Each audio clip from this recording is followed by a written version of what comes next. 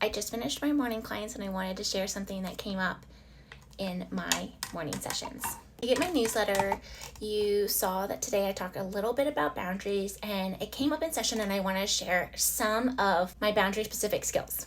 So the first one is that the weight of your boundary falls on you.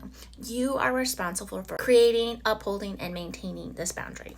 At times we want to set a boundary and that other people should respect it, right? I say that I'm not going to buy a toy for my kids, and so that means my kids aren't going to ask me to buy a toy. Instead of saying that, like, my kids are going to ask, I'm the one that's responsible for saying no and then not buying the toy.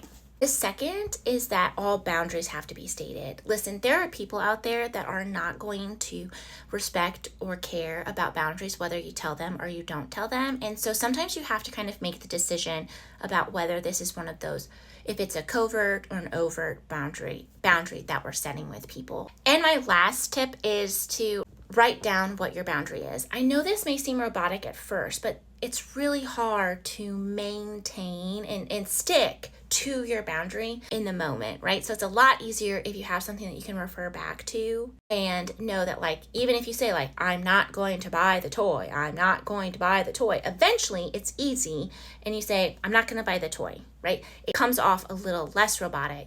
Those are some of my tips for boundary setting. Make sure that you share this with someone that needs help with boundaries. I will talk to you guys later. Bye.